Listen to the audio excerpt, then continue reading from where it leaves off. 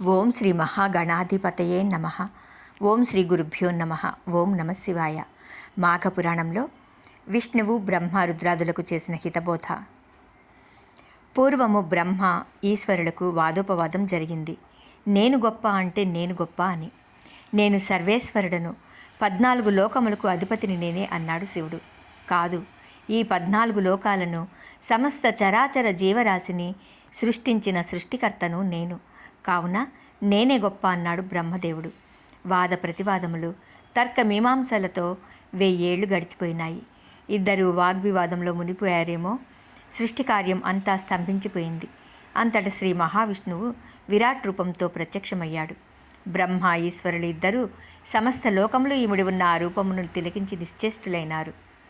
సప్త సముద్రాలు, సమస్త విశ్వము, ప్రకృతి, భూత భవిష్యత్ వర్తమానములన్నీ కనిపించుచున్నాయి.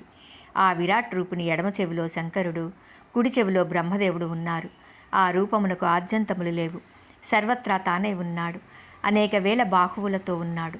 సమస్త దేవాదిదేవలు, దేవతలు, రాక్షసులు, మునులు సమస్తము భగవంతుని కీర్తిస్తూ కనబడుతున్నారు. నదీ నదములు, పర్వతములు, కొండలు, గుట్టలు, జలపాతములు సమస్తము కనబడుతున్నాయి.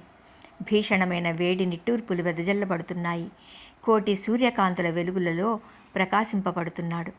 సామాన్యులకు సాక్షాత్కరించని, వీక్షించలేని ప్రకాశవంతుడుగా ఉన్నాడు. ఆ విరాట్ రూపానికి మొదలెక్కడో చివరి ఎక్కడో తెలియడం లేదు. ఆ విరాట్ స్వరూపుని ఆద్యంతములు తెలుసుకోవాలని, అట్లు తెలుసుకున్న వారి అదుకులని బ్రహ్మ ఈశ్వరుడు నిర్ణయించుకున్నారు.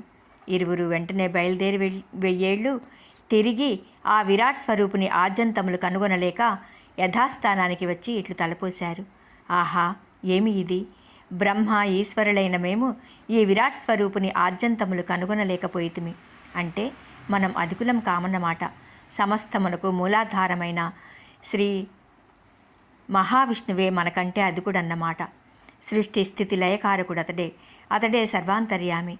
జగముల నేలే జగదాధారుడతడే. పంచభూతాలు, సూర్యచంద్రులు సర్వము ఆ శ్రీమన్నారాయణుడే. కావున ఆ శ్రీ మహావిష్ణువే సర్వము అయి ఉన్నాడు.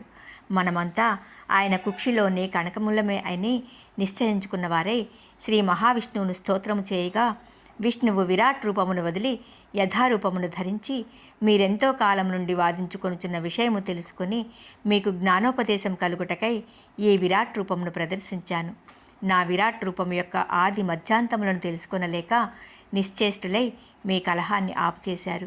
మీరెందుకు అహంతో వాదించుకుంటున్నారో తెలిపెదను, వినండి. సమస్తమునకు 3 గుణములు నిర్దేశించబడ్డాయి. వీటినే త్రిగుణములు అంటారు. అవి సత్వ రజస్తమో గుణములు. మీరు రజస్తమో గుణములు కలిగిన వారు.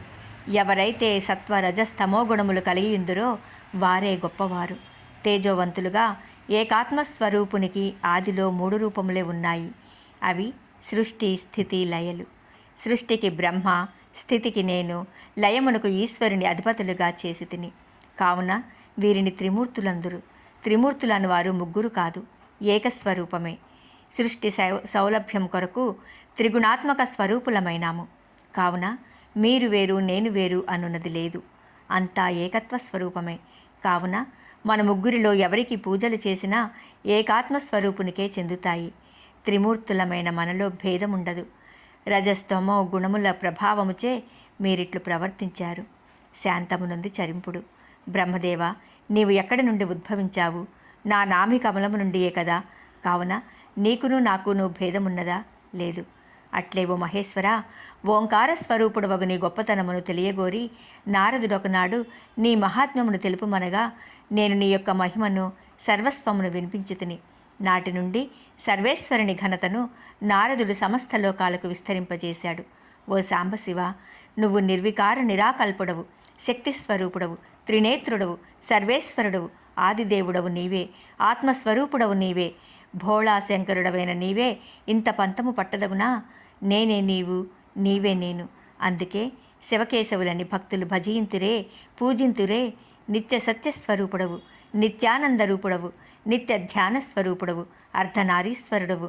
నీవు కూడా నాతో సమానుడవే అంటూ బ్రహ్మకు, శివునకు జ్ఞానోపదేశం చేసి వారిద్దరికీ సఖ్యత కుదిర్చి వారిని ఆశీర్వదించి పంపివేశెను.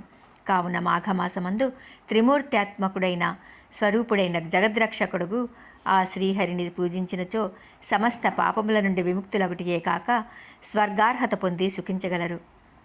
కానీ ఫ్రెండ్స్, ఇందులో నేను మా గురువు ద్వారా తెలుసుకున్నది ఏంటంటే,